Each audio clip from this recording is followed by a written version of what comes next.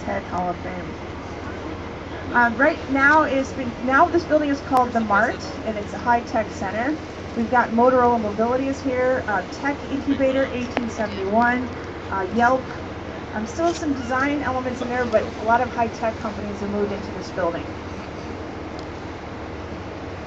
Two buildings on, we see a tall glass and steel skyscraper. That's 300 North LaSalle, and we'll see Chicago Cut at the base. This building has LEED certification at the highest level, which is LEED Platinum, and it gets that certification because it takes the Chicago River water, cleans it, filters it, uses it in their cooling system, and then sends it back into the river cleaner than they got it. And for those that like Chicago Fire, Chicago PD, those guys love that place. So does Beyonce. Now I want you to look straight down the river on your right, straight down the river. On the right you see a green building with a gold top.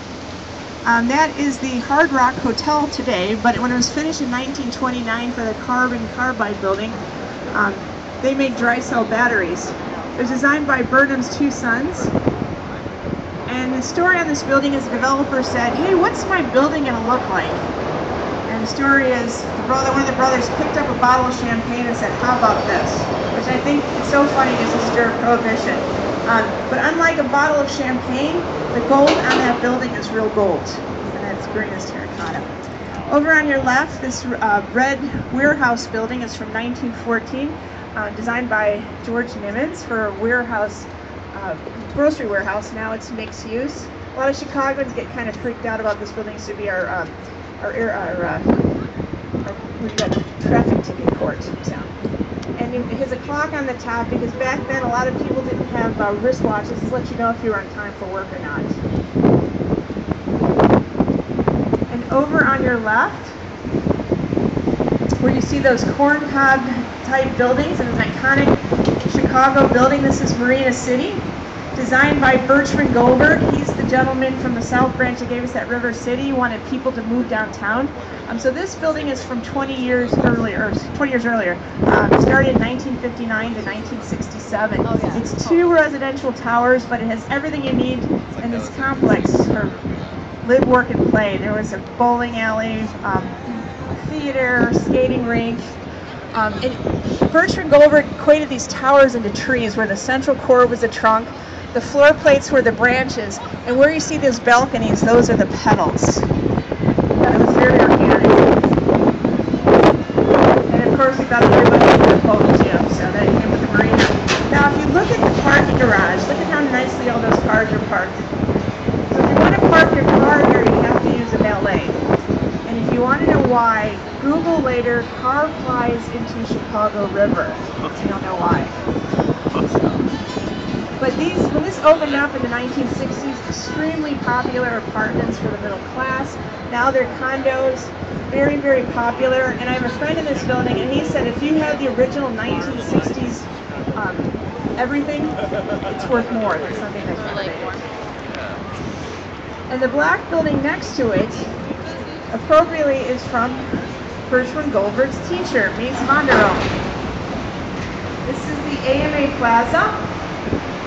It's Mies's last building. It was for the IBM Corporation. Mies died in 1969. This was finished in 71, but they say he was out here making sure everything lined out with perfect proportions. But it pretty much stands up everything for Mies taught.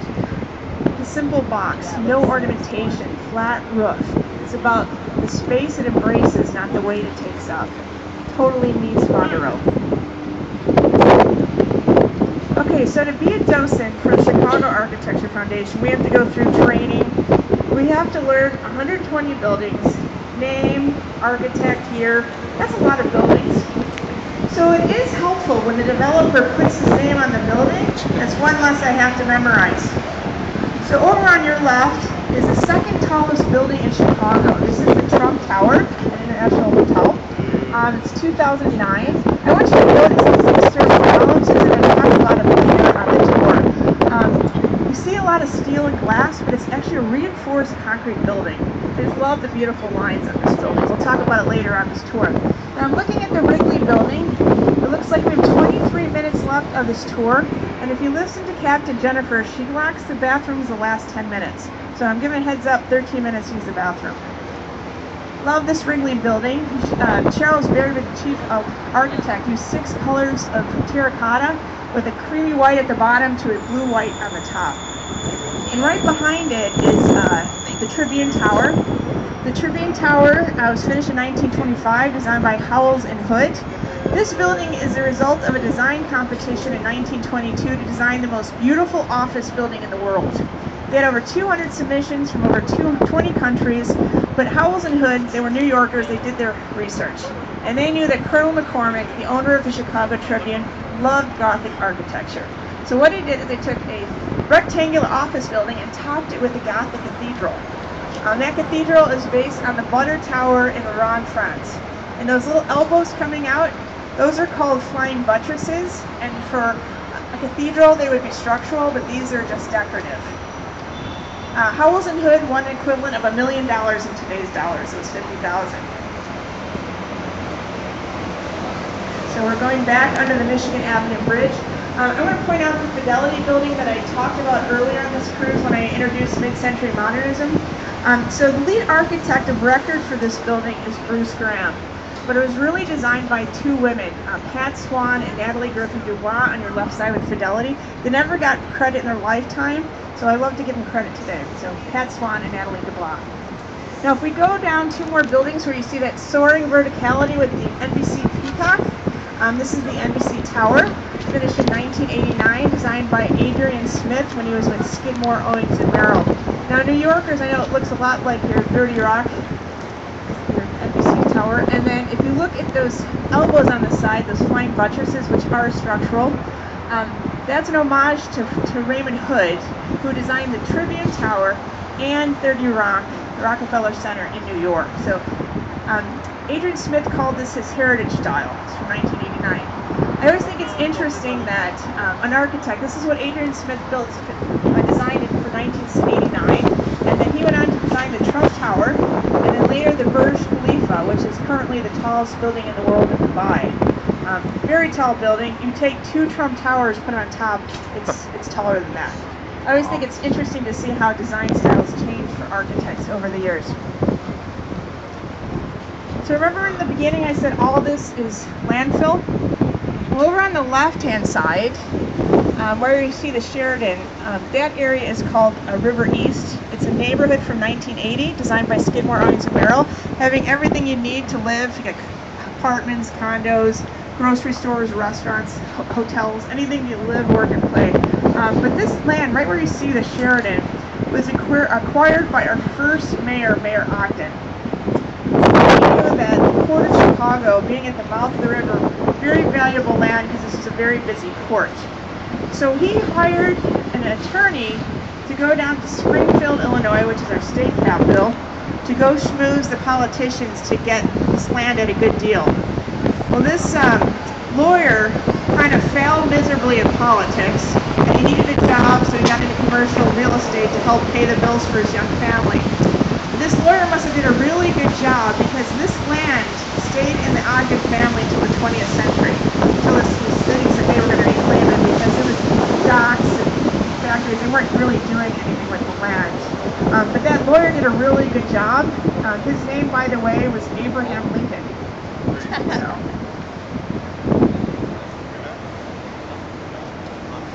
And this land over on the right, this was all Illinois Central Railroad land that they covered up. We've got Illinois Center, and over on the left, a newest neighborhood from 2002, it's called Lakeshore East. And all those buildings on the left are around a 6-acre park from 2002. It's kind of interesting, if you go on the Chicago website, your City of Neighborhoods, we have 77 neighborhoods in Chicago. I think it's cool we're still creating new neighborhoods. Now we're going to be passing a fountain on your left-hand side, and this fountain was designed by Mies van der Rohe's grandson, Dirk Lohan, finished in 1989. And this fountain was put into commemorating the Chicago Sanitary District to reverse the flow of the Chicago River. And the water has significance, so the water on the right-hand side represents the water Lake Michigan, Great Lakes, St. Lawrence Seaway, Atlantic Ocean, and the water to the left represents Chicago River, Des Plaines River, Illinois River, Mississippi, all the way down the Gulf of Mexico. And there's a little triangle there that sends an arc of water in the summer on the hour. We're safe today, but I'm sure a lot of people scream when it goes out when they're not expecting it. But you notice these two buildings to the, on the other side of this fountain. You see, this is a parking garage where you see this blank brick. 10 years later, they're like, say, hey, we're embracing the river. So they put townhomes in front of the parking garages. So now they're more embracing. This is from 2002.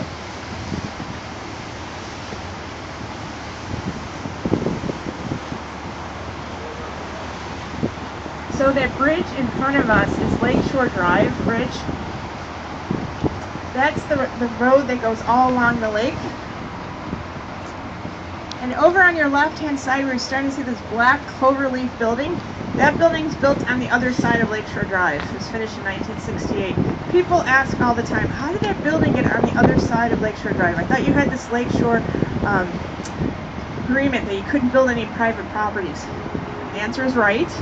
So the developer who was looking at this land, acquired this land, looked at the map and realized Chicago had been very careful about protecting the 26 miles of lakefront, but not at the mouth of the Chicago River.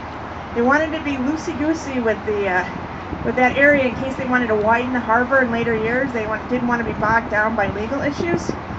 So that developer saw that loophole, had every legal right to manipulate it, built this building, finished in 1968, and then that's the year they closed the loophole. No other buildings on the other side of Lakeshore Drive.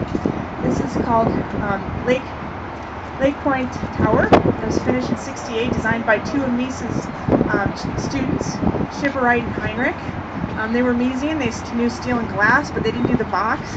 They did like a cloverleaf shape, which actually took care of the wind issue. And it also gave the residents in the building more views of the lake. When it was finished, it was 70 stories, and it was the tallest residential tower in the United States. Very successful. It's still successful today. And as we're crossing under the bridge on the left, you're going to see a Ferris wheel. That is Navy Pier, finished in 1916, designed by Charles Frost.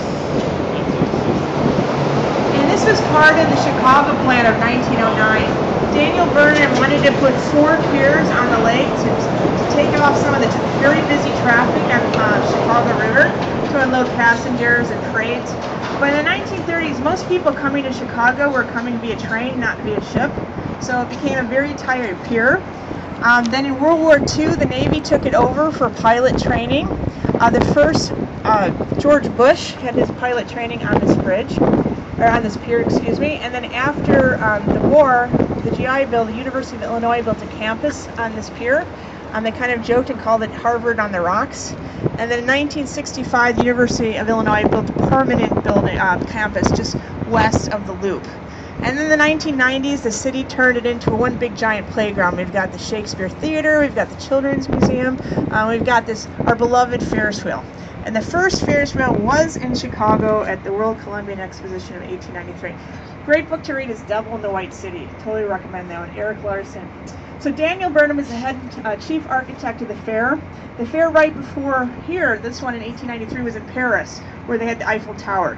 So Daniel Burnham put a challenge out to the engineers of the American engineers and said, hey, let's out Eiffel. They got some really wild submissions. One was a 4,000-foot tower with a 2,000-foot rubber band with a train car attached to it for a bungee cord. And the inventor said, don't worry, if the rubber band breaks, I'll have an 8-foot feather bed at the bottom. Thankfully, they didn't take that. And then George submitted his wheel. Twice they rejected it, saying, Ferris has got wheels in his head. It wasn't until he raised the money to build it, and his wheel was twice the size of this. There were 36 cars, each holding 60 people, and we paid 50 cents, which is like $10 today to do 2 rotations. It's no longer here. It went to St. Louis for their World's Fair in 1904, and then they demoed it. We like to say if it was still here, it might have been our Eiffel Tower. So we are turning, and for those that like to take pictures, we've got a great view of the city skyline here.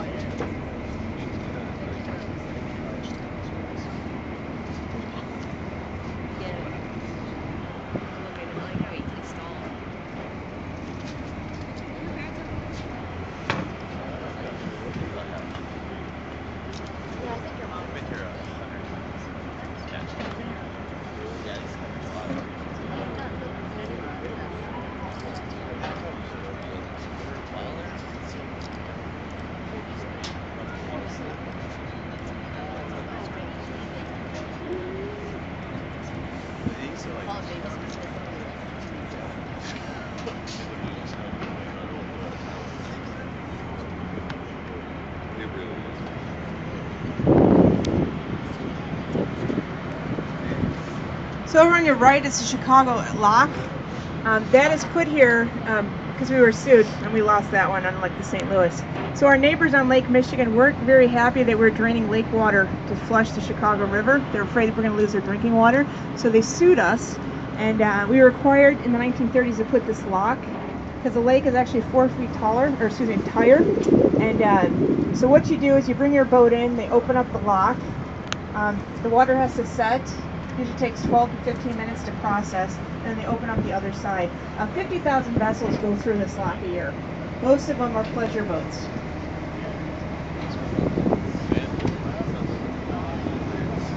If you've got a pontoon or something, you got to prove that you have a life jacket for everybody.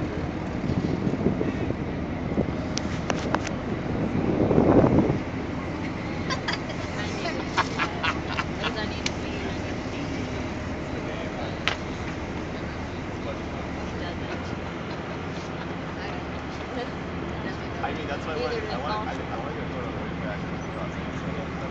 Really what I was going to put. What's hashtag who does it? I never get tired of this show either.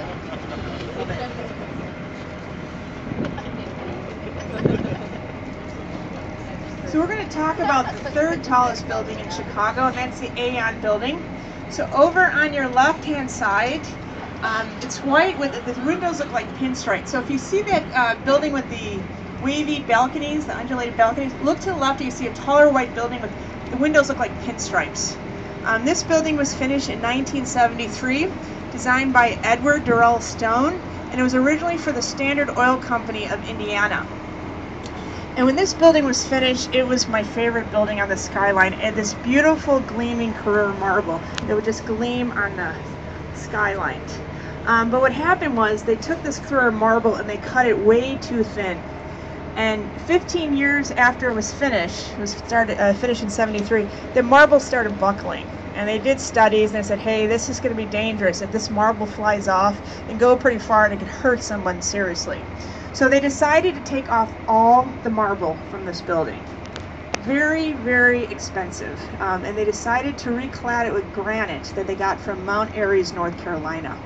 Very, very expensive project. This building in 1973 cost $120 million to build. 15 years later, to reclad it with granite was $80 million. Almost $1 million a floor. So there's a lesson to come out of this in Chicago, and that is never take your marble for granted. Okay, I know that is so darn corny, but I only say it because after 90 minutes, I want to see who's still with me. And I hear they're still with me, so I feel very glad about that. But I want you to look over to the right where you see that rectangular building with undulated balconies. They're all curvy. That building won Skyscraper of the Year in 2009. It's called Aqua. It was designed by our star Chicago architect Jeannie Gang from Studio Gang. And those balconies are all different. They're different depths, different widths, and they're actually extension of the floor plates. Jeannie said she got her inspiration from going on Lake Michigan and seeing all the limestone outcroppings. And look at the glass. Doesn't look like water is just going down this building. She uses 3 types of glass. She uses a reflective glass, a tinted glass, and a clear glass. So between those undulated balconies, all different, and that glass, birds can see this building. So it's even won a PETA award for being bird friendly.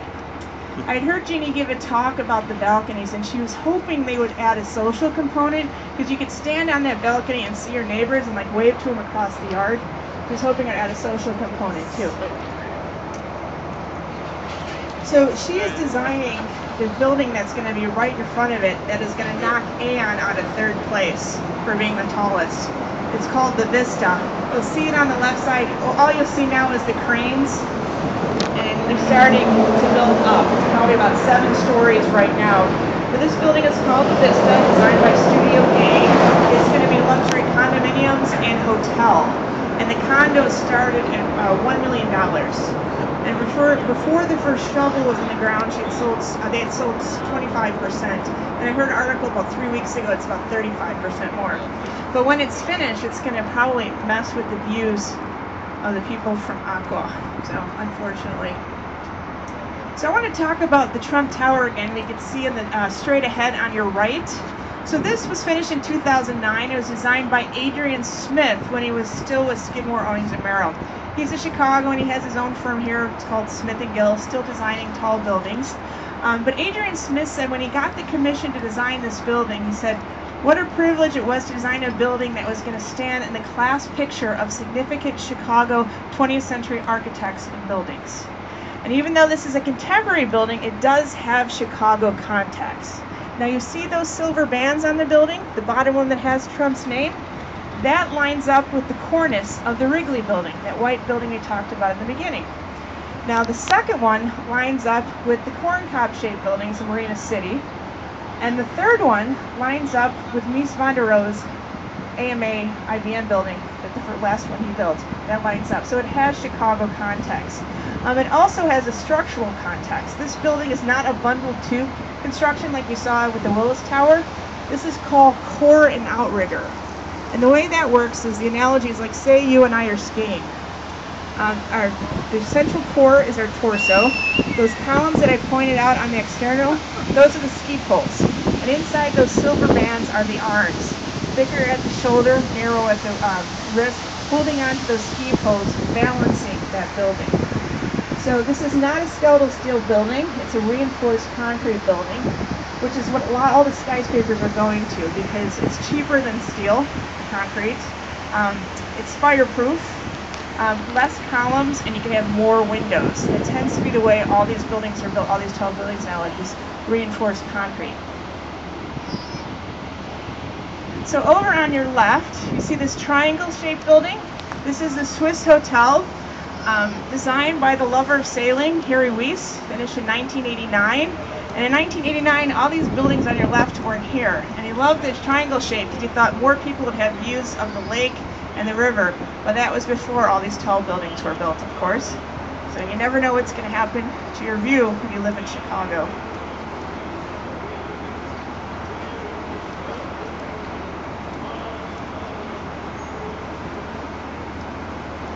So over on your left, this is Illinois Center. This all used to be Illinois Central Railroad tracks. They were buried in the 60s and they started building this Illinois Center. But we are back to the Columbus Bridge, which actually is the largest trunnion basketball bridge in the United States, second in the world. But this is a good time to thank Captain Jennifer and her crew for getting us back safely. So my name is Siobhan. I'm a volunteer docent with Chicago Architecture Foundation. On our tours, we never ever take tips. I call this my volunteer hobby that doesn't cost my husband a penny.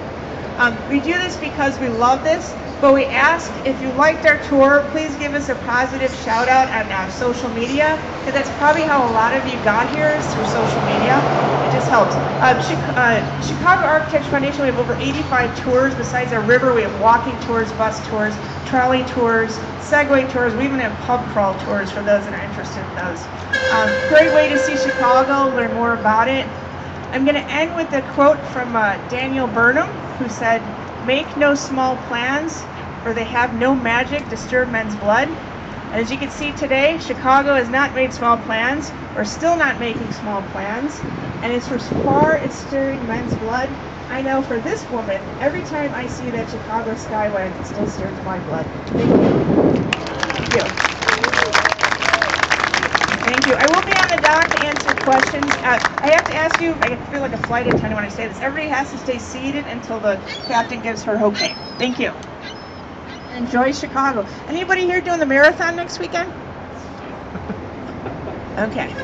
We're going to have a lot of marathon. Come Thursday, the city's going to change. There are 40,000 runners running around the city. Yeah, it's flat.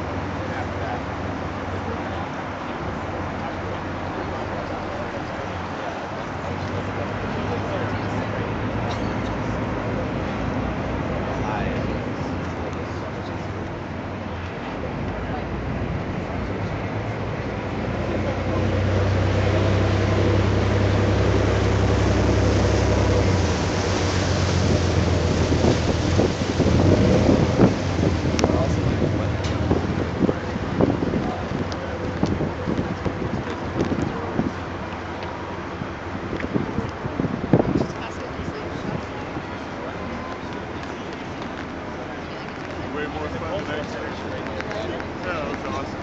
Kind of. If you finish it, you get your money back.